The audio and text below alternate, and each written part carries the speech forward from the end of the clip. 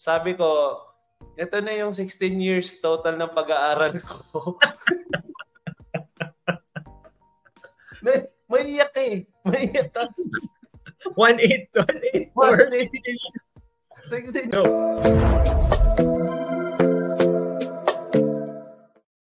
Hi, kamusta? Unang sahod. Usapang unang sahod. Pag-uusapan natin yung mga tamo ginastos yung unang sahod mo, magkano yung unang sahod mo, di ba? And of course, with me again are my co-host, Harry and Pats. Kamusta? Kamusta yung unang sahod nyo? Naalala nyo pa ba? Harry, ikaw. Straight na. Sige. Naalala ko yung unang sahod ko. Yung unang sahod ko, na maliit kong sahod, lumiit pa. Kasi siya prorated siya, di ba? Pumasok ako, alanganing cut-off. Pumasok lang sa akin, parang 4 na araw. Doon ako muntik huminto magtrabaho eh. Kasi sabi ko, ito na pala yung sahod ko. Fake na scam ka. Gano'n. Oo, parang pag kumain ako ng mga inasal that time, ewan ko, next sahod na ulit ako kakain eh. Parang ganong level eh. So, well, during that time, yan. Sumahod ako, maliit lang talaga siya. 4 days lang na credit that time. Tapos, pinanlibre ko. Nanlibre ako. Kasi unang sahod ko eh. So, bumili ako ng kung ano para sa bahay, mga pasalubong. Kala ko, syempre, unang sahod. Pero mga chipanggi lang naman, parang gano'n. Tapos, yung apport ko na sinasabayan ko na pag nagmo-motor, naghapunan kami ng masarap-sarap. So, dun sa may kanto namin, may barbecuehan doon. Yun, binanatan namin yun. Only barbecue, sabi ko, kunin mo na lahat ng kaya mo ubusin ngayong gabi. Ako magbabayad. Di lang sa kasi dati, mga dala-dalawang barbecue lang. Parang naka-anim kami nun. Hindi naman sa pagmamayabang. So, yun. Wala kayong aral na mapupulot sa part ko kung sa unang sahod ko. Wala. Pinanlibre ko. Siguro yung take away mo doon, pinang-enjoy ko. First time ko kumita as a worker, no, na makapanlibre. Naalala mo yung magkano, Harry? Tsaka naalala mo like... Disclose ko na. Hindi ko na makakaya. Na sana lang, 1.8 yata. Kasi, 4 na araw. 4 days nga eh. 1.8 yata. Below pa doon. Kamusta? Ano yun? Saan mo nakuha? Like, may ano ba kayo? Meron ba kayong payroll, ATM? Or ano ba siya? Cheque, 1.8 bro? Hindi. Ako eh. Kami eh. Pumipila kami dyan. Parang gano'n. Sobre. Old school. Oo. Walang delay. Kasi pag in-ATM mo yun, ma-delay pa yun minsan sa bangko. Sobre ka. Hindi kasi wala pang ATM. Dahil bago pa lang din ako. So, ATM card, no? Wala pa akong payroll account. Yun. So, sobre. Actually, liberating nga yun eh. Nung naalala ko nung nagkaunang ATM ka, parang, yun yung first thing ko alam sa inyo, pero parang ako, this is the one of the things na, nag-mature na ako. Kasi may legit to. Pera, sarili mong bank account, you're pertaining to your own account. Hindi, yung payroll. Yung sa payroll na.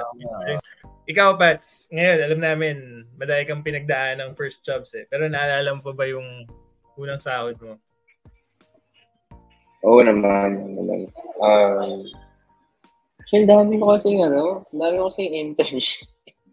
Dami kong internship na pinagdaanan. Tapos, some of them paid, some of them are unpaid. Pero, yung pinakaunang internship ko, in a span of 3 months, 2,000. 3 months worth na yun. Parang... yun. Parang tapos, parang purchase ni Harry, bro. Parang Pinalo pala kita. Cut-off sa akin eh. Isang cut-off yung akin. Parang 3 months. Yung next naman, some of it are unpaid. The next one was unpaid. And then the next one naman, medyo malaki-laki. So, 2K per month. Pero kasi sa mga internship nila, makukuha mo yung bayad mo after your internship pa. I was there for 3 months. So, nakuha ko 6 months. Ay, 6K, ano? 6,000. Pero nung natapos ako, tapos, the next internship naman, eto medyo malaki-laki na. Parang siyang, 7K yata a month. Uy. So, for an internship, So, a month na. Sabi ko, malaki yun. Grabe. Malaki yun. Oo, malaki. 7K a month. Sabi ko, mayaman na ako. Pero, yun, pero, unang sahod, I think for the very first full-time job, pero I was still in school back then. Pero full-time, consider siya as a full-time job, although work from home. Same lang with Harry. Nilibre ko yung family ko. I think SNR yata yun na pizza. Sa bahay. Deliver ko. Sarap. Medyo big time yan. No? May impact eh. Ang laki ng pizza eh. Diba? SNR eh. SNR yun. Lahat sa pizza nga lang ako may chicken. Ay, chicken ba? Kasi ano ba? Like, may mga... Ano yung unang pakiramdam? I'm sure parang different yung unang nakatanggap ka sa trabaho, pero like, yung unang sahod, iba ba siya sa... May emotional na dating pa. Kasi naalala ko, nung actually nakuha na yung unang sahod, yung ate ko, naglalaba kami, tapos biglang dumating yung ate ko, sabi niya, Nay, parang drama no? Nay, nakuha ko na yung unang sahod ko. Tapos nag-iyakan kami habang naglalaba. Kasi talagang, totoo, kasi panganay, tapos siya yung unang sumahod na outside the nanay and the tatay. Emotional. Hindi ko alam dahil mahirap ba maglaba, maong, or dahil talagang, unang sahod sa parang very proud na. Sobrang totoo lang, tatawa ako. Sobrang saya. Tapos libre yung ate ko. May ganun ba? Magkano sila ni ate mo? Na-disclose ba? Parang, alam ko parang 5 digits. So parang kami, solid. So parang talagang may iyakan na dating. Tapos na-libre. May iyak ka. At that time, anong year yan? Tapos 5 digits? Hindi biro yan Oo, ano to? Ano sa work ni ate mo? Yung ate ko, cool yung una niyang trabaho eh. Yung una niyang trabaho, bro, naalala niyo yung sa Pasig River. Di ba may mga kinuha na German contractor para hukayin, magde-dredge dun sa river. Okay. Kasama yung ate ko nandun yung ate ko sa boat na yung bangka na nag-survey, mga ganun, tas katulong siya. Pero computer engineering yung ate ko eh. So parang yung mga ibang design. Hindi ko lang parang naging project manager yung dating niya. So yun, sobrang saya. Pero yun, iyakan moments. Kayo ba? May ganung emotional... Umiyak ka rin? Siyempre, bro. Kasi mayroong proud ako sa ate ko eh. So parang, galing ng ate ko. Tsaka alam mo na, parang babae, hindi uso yung, alam mo yun, na parang saya. Hindi ba? Ito na yung 16 years total ng pag-aaral ko. May iyak eh. 1.8 for 16 years. 30 pesos per year. 6 years ka sa elementary, 4 years ka sa high school, 4 years ka sa college. Ito na yun, parang hindi. Wala naman akong ganung feeling. Siguro dahil nakakatawa rin yan. Kasi naiyak kayo dahil proud kayo sa atin nyo eh, di ba? So, yung airmats mo, di ba? Siguro ganun sila kawalang proud sa akin. Kaya hindi sila naiyak. Hindi. Kidding aside, tingin ko nung nakuha ko yung unang sahod ko. Kasi meron naman ako, kumbaga nalungkot ako. Tapos sabi ko kanina parang na-discourage ako magtrabaho. Kasi hindi ko naintindihan. Siguro yun din, hindi ko naintindihan na hindi papasok siya sa next cut-off mo. Parang hindi siya nagsisink in. Okay, sige. Paano yun? Ano ba yun? Di ba? Wala. Kasi that time, sasabihin lang sa'yo, kinsenas katapusan. So, binibilang mo na kung kikita ka ng 10,000, dinidivide mo na sa 2. Hindi mo pa alam yung prorated eh. Ewan ko baka kasi mahina nga utak ko. Baka sasabihin na naman, ikaw, di mo lang. Hindi, bro. Sabihin sa akin, ikaw lang yung hindi may alam sa prorated. Kami alam namin. No? Prorated. Ako that time, hindi ko alam unrated eh. Hindi ko alam. So parang ako, in-expect ko, divide ko, parang hindi man lang nag-5,000. Ang ano ko pa nun, dahil kung mamamasahe ako, gagastos ako naman around like 60 pesos from us going to Ayala. Yun ang pagkakalala ko, 60 pesos or 50 pesos. Ngayon, ang idea ko is bibigay ko na lang yung bibigay ko na lang yung pera na yon doon sa tropa. Kasi nakamotor yun eh. Tapos parehas kami ng company. So, as in, mag-work kami. Kababata ko siya, tapos mag-work kami. So, sabi ko, sasabay ako. Parehas kami ng oras na pasok eh. Walang sense na hindi kami magsabay. Walang angkas that time, walang grab that time. So, kung hindi mo alam, wala kang no choice. Wala kang no choice kundi alamin eh. Kasi alamin mo yung, it's either aalamin mo, well, alamin mo siya at all. Kasi alamin mo yung commute na yung pag-jeep ka, also with taxi. 'Di ba? Kasi baka wala namang grab doon, ipipin mo lang ngayon eh, 'di ba? 'Yun yung ano eh. So, dahil gano'n na-receive ko yung 1.8, nalungkot ako na hindi ako nakaabot ng masyado sa tropa. Kaya nilibre ko na lang siya ng barbecue. Siya yung nilibre ko. Gets. Actually, tama eh. Tama ka eh. Na-mention mo na kapag unang sahod, I don't know with you guys. Kasi parang ang dating lang sa akin ng unang sahod, parang, ito na yung pera mapupunta sa akin. Hindi ko nakalimutan ko about yung mga gastusin ko, yung papunta, yung transpo, yung pagkain araw-araw. Hindi eh. Kaya parang, laki nito. Pero simple unang natanggap ko na siya, parang, ito na pala siya. Speaking of unang sahod, naalala nyo pa ba yung payslip nyo? Naalala nyo yung nakita nyo yung mga taxes, nakita nyo yung mga bawas, yung mga deductions? Ikaw, Pats? Ako, ngayon lang. Per internship na naman bawas. Oo, tama. Wala naman taxes yun. Siyempre, magkaroon na nga lang tataksa pa pa. Pero, nung ito na, after I graduate, meron. Medyo, ano rin masakit din sa bulsa Yung magkano na nga lang yung unang sahod mo, tapos mababawasan pa ng mga tax. Kahit sabihin natin, magkano ba yung tax rate niyo? 30% mo? Actually, buti, mo, dun sa, so I was researching about this prior to the episode. Actually, based sa train law pala, wala nito dati. Those earning equal or below 250,000 a year are exempted from paying income taxes.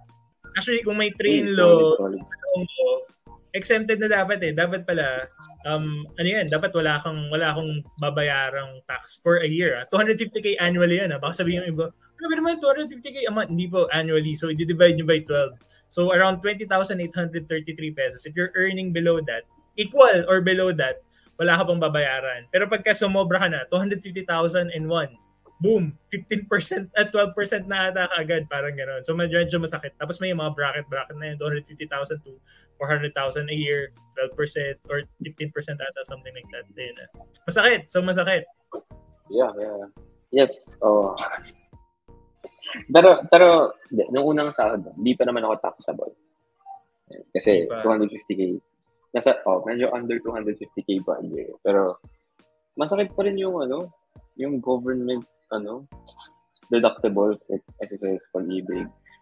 Although you have to have these things, syempre, diba? Investment mo yan for your health yan. But grabe.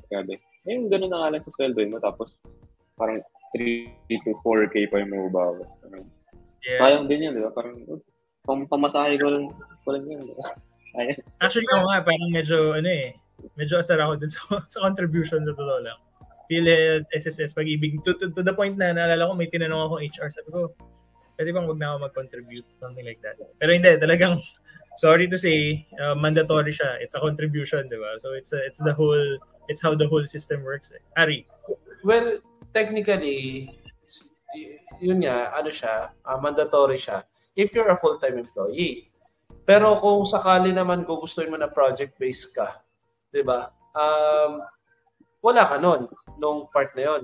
Pero ang kung saan ako papunta dito, kasi tama si Pat, masakit din pag makikita mo, binawasan ka pa ng ganito. Pero masakit siya kung hindi mo alam para saan. Ewan ko sa akin kasi ganoon nga para sa isang taong sumahod ng 1.8 sa isang cut-off, tapos nabawasan ng kung ano-ano, masakit yun. Pero nung time na, well, a few years after pa naman, nung pina-check ko yung meron kasi akong injury sa tuhod So, kailangan ko magpa-doktor that time. Nagamit yung PhilHealth. Doon ko nakita na, okay, may tulong sa akin. So, hindi ko naman gusto i-enjoy yung PhilHealth, no? From that, ayoko naman, definitely. Pero, kumbaga, doon ko nakuha na, okay, buti may hulog ako sa PhilHealth. May ganun na siya. May ganun na siyang feeling. Kaya siguro mas sumasakit is because, ewan ko sa end ko, baka, sige, ako lang ulit to. Type na naman yan, hindi mo alam yun. Hindi nagre-research. kasi ang iniisip ko, nung pag-graduate ko, alam ko lang yung mga exercises na naririnig ko, pero hindi ko alam yung para saan. Baka connecting the dots, yun yung kulang din before nung college. Hindi ako ewan ko sa school namin sa school namin, ganun siya. So baka kulang kami sa pag-educate ng part na yun. Kaya yung dumating nung kinalta siya, hindi ko siya na-appreciate na to. However, maganda yan. Like ngayon, yung Google, available yan. They can do their research na para saan ba to? Kung sasahod ako, let's say ikaw na nakikinig ngayon, nakuha mo yung sahod mo, tapos nakita mo payslip mo, try to do research. Like saan napunta yan specifically? Kasi after all, at the end of the day, hindi yan ikakaltas kung walang purpose Diba? So, yun naman siya. No? Yeah. Tama, Harry. Palaging tatanungin yung mga HR kasi may mga nakaano dun May mga HR na assigned to handle those mga contributions. Diba? So, sila yung mas knowledgeable para magpaliwanag sa inyo para saan ba. Pero tama, Harry. Ang kagandahan dun sa contributions, it's a monthly thing na tinatabi na para sa'yo ng gobyerno. Parang ganun. As opposed to parang, hindi, sige, ako yung magtatabi ng 2,500 or 1,500 for every month para sa medical expense. Hindi naman ganun It doesn't work that way. Buti nga parang may automatic na hindi, sige, nagko-contribute ka na. Tapos kung tama ka, kung hindi ka full-time employee, pwede kang mag-voluntarily maghulog para may magamit. That's another story to tell. Tama ka naman. Pero, tama ka doon, yun nga, yung malaking part siguro malaking part yung pag-educate ng HR. Baka yun lang din matitip ko sa mga ibang companies. May mga companies na okay, fresh grad ka, ito is baka kailangan pa nila ng upuan yon na mas maging part yun ng proseso ng onboarding nila, especially fresh grad. I would strongly suggest that kasi iba yung feeling na pag alam mo na saan napupunta yung pera. Tsaka yung utilization, diba? Hindi lang and alam mo na parang, pagka 6 months at least worth of contribution pala yung kailangan or 1 year para ma-avail ko tong mga to, na-continue siya. Kasi otherwise, hindi mo magagamit, diba? Yun, maraming bagay. So, I think, aside from the actual gross amount na makukuha mo, dapat aralin mo din yung breakdown, yung mga deductions, etc. And yung mga bonuses na makukuha mo or yung mga pwede mong i-reimburse, something like that, diba? Later on. And again, hindi tinuturo sa atin. So, nagugulat na lang tayo. Speaking of course, unang sahod, di naman natin pag-uusapan to without looking at ano ba yung mga careers na matalaki yung unang sahod. Ano ba yung mga careers na pag unang sahod mo pa lang, hindi lang buffet, hindi lang barbecue, buffet tayo. Nag-research dyan si Pat. Okay. Yes, I did. Sige, gawin natin. Magbibigay ako ng 5. Tapos, check nyo kung ano yung mas angat. Yan. Okay. Mas malaking sahod. Ano yung mas malaking sahod? Mathematician, geologist, pilot, chemical engineer, and an orthodontist. Okay. Start tayo sa una. No, top 1. Top 1? Ano sa tingin yung top 1?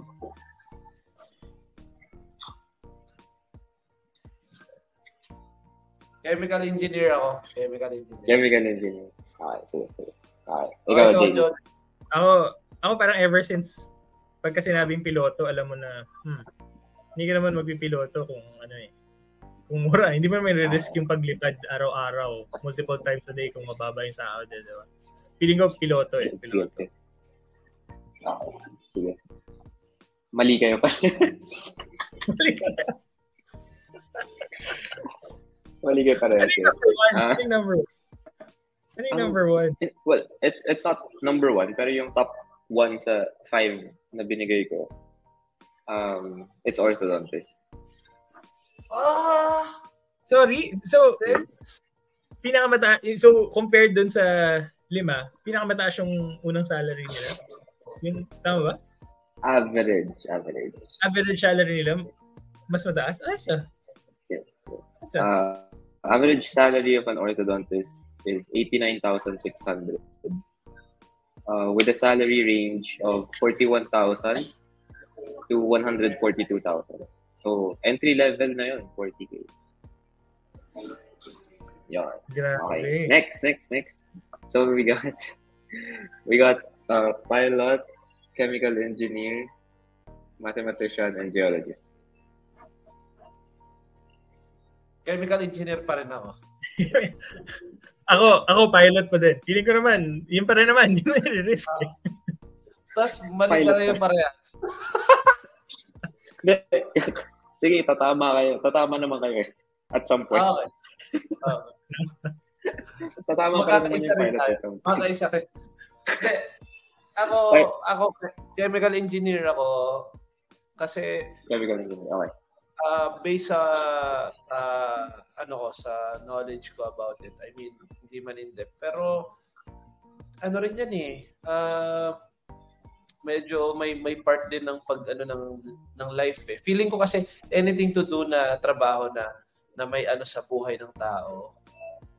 May value. Medyo mas malaki, may hazard or whatsoever. Hazardous. Kasi example sa pilot, may ganun Siyempre, sa Erica, di ba? So, baka ganun. Ewan ko, chemical engineer. Stick ako sa answer. Chemical engineer. Okay. JD, what about you? Pilot Kasi kung hazard at hazard din naman, parang every time, I mean, legit di ba? Every time is a risk to your life. Feeling ko, pilot na dapat.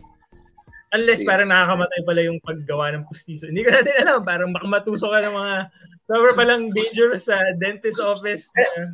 Two things naman. Baka ganun ka meticuloso rin. Yung skill set doon. Yes. Sobrang technical. So, hindi naman kailangan ng Sige. Anyway. Sige, ikaw. Sige. Ako, kung ako sa inyo, guys, huwag niyo overanalyze. Kasi mali na naman kayo. Mali ka ba? Mali na naman kayo. The answer is mathematician. Yeah. Sobrang technical na nga. Mathematician. May chance, Paps. Nakamatay man sol. May chance yung mathematician. Konti siguro yung demand. Konti yung kilala mong mathematician. Konti yung... Actually kasi... Malaki yung demand. Konti yung supply. Okay. Yeah. Actually kasi, the mathematician falls under college or university professors.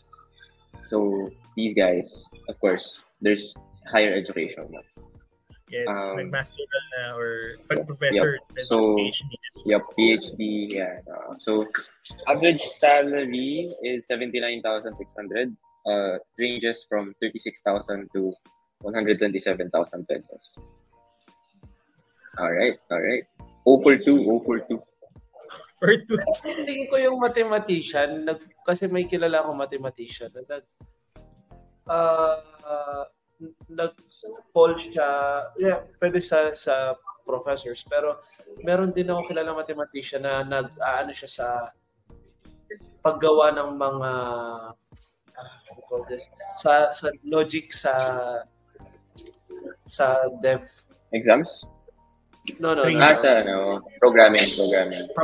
Something to do with programming, parang ganun. Yeah, possible. Ano tawag doon, JD? Yung mga algorithms, yeah. Mga algorithms. Yep. Di alam ko rin. Algo na lang, tapos kung ano algorithm na lang, di alam yun. Nasa tech field. Okay. Yan yung alpha. Nakakailang ano na tayo, guys. Episode 2 pa lang, bash na tayo. Okay. Ito, tatama na tayo dito. Tatlo na to. Dalawa na. Okay, number 3.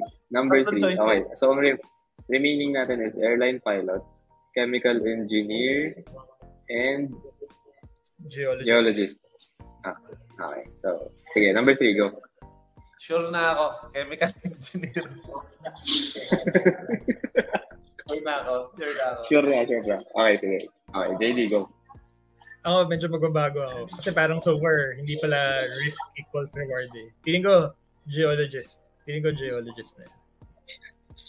Feeling ko, tama naman. Baka nasa top yung pilot, pero baka mas mataas yung geologist. Okay. Sige. Alright. Sige. Wala nang babaguhin ha. Kasi sana hindi nyo na binago yung sagot ninyo.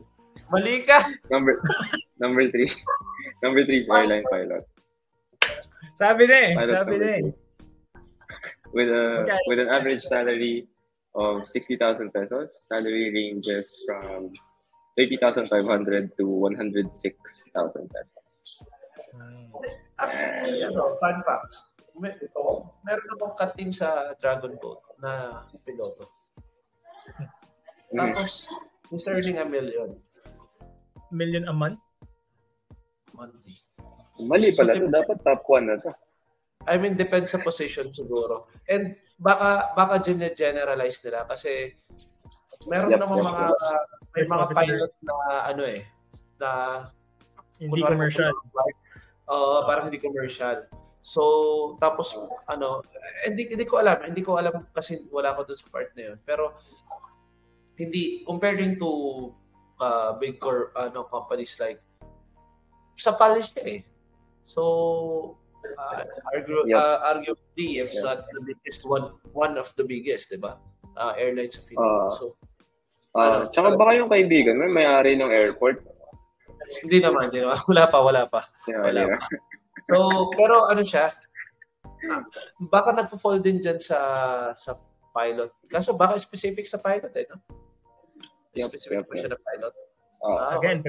Wala naman. Airline mechanics. Ayun, mga airline mechanics, mga nandyan din nagpo-fall yan. Kasi nag-start siya as mechanic. The category kasi, yeah. And actually, the category kasi is airline pilot. Meron kasi, I think, parang my dad's friend kasi, yung anak niya, pilot, pero nag-deliver lang siya ng gulay. Pero by plane. Tapos the propeller pa. So yung mga ganun, it doesn't earn as much as commercial pilots or airline pilots. So I think medyo malaki pa rin yung range niya. As I'm looking at the website, it's 30,000 ang pinakamababa to 106. So disclaimer lang, may variety pa rin.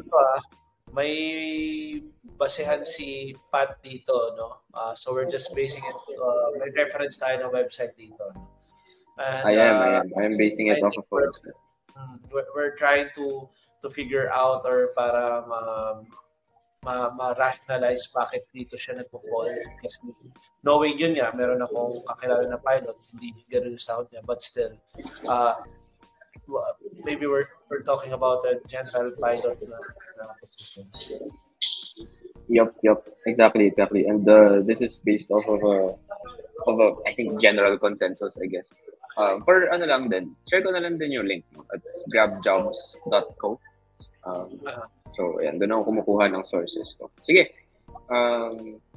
Number 4. So, ano na lang tayo?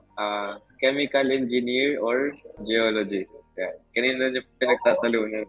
Wala na akong choice. So, Papayaran ko sa'yo yung geologist. Hindi, sa'yo na yan. Dito ako sa chemical engineer. Baka dulo pa ako eh. Baka dulo pa to eh. Ngayon pa ba magbabago? O sige, Pat. Bring it home. Ano sa'yo, JD? Are you the same? Geologist. Oh, feeling ko. Yeah. Geologist. Got it. So, ang tama is Harry. Tama. Chemical engineer. Never ka tumama! Wala ka nang ginawang tama. Wala ka nang ginawang tama. Okay. Chemical engineer. Sagot, di pa tumobo. Okay.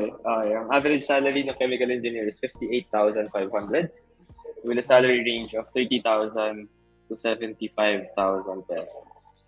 Yeah. And so, it also says here that training required and there's an extensive years of education needed. So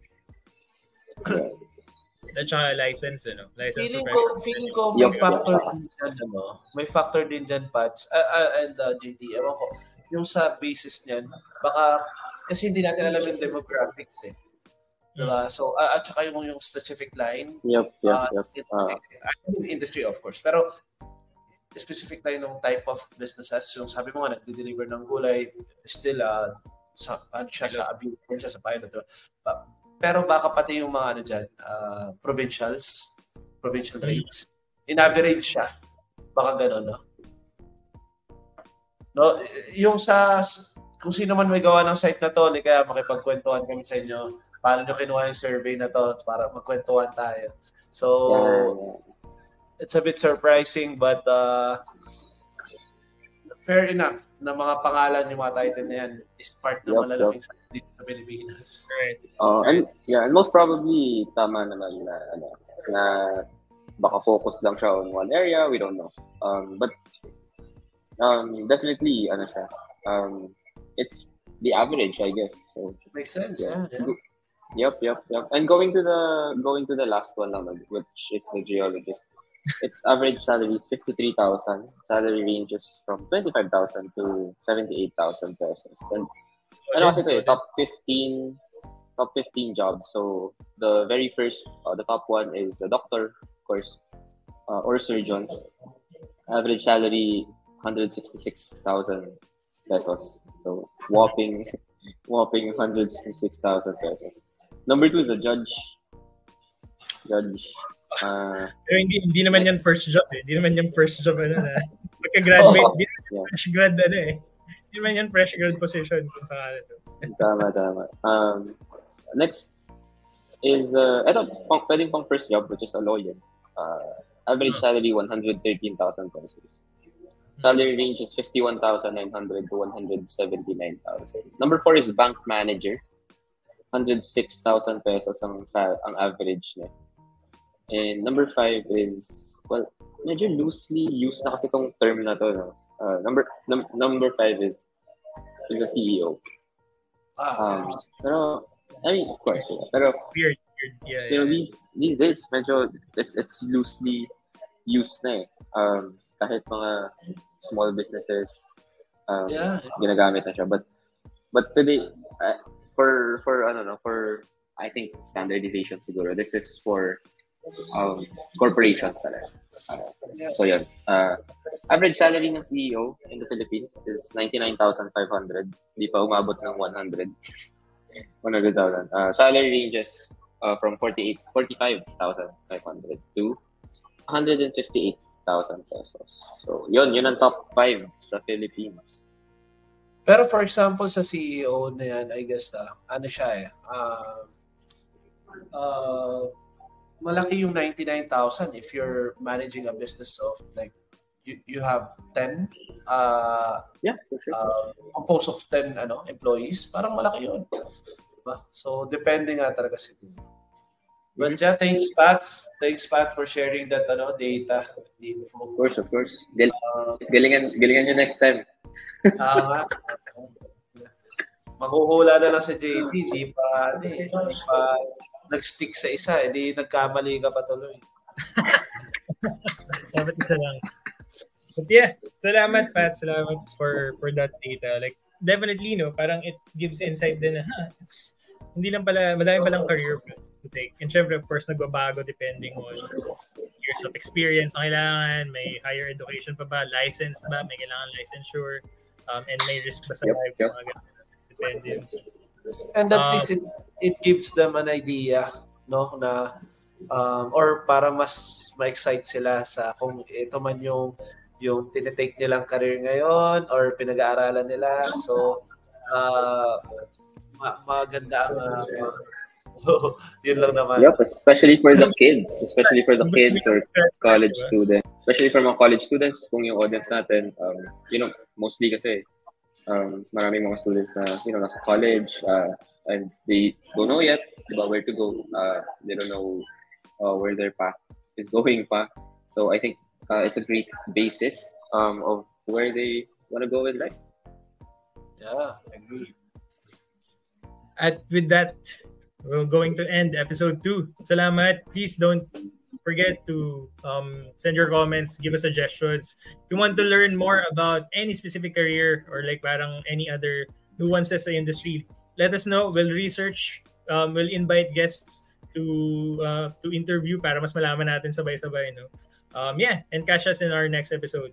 Salamat. Thank you, everyone.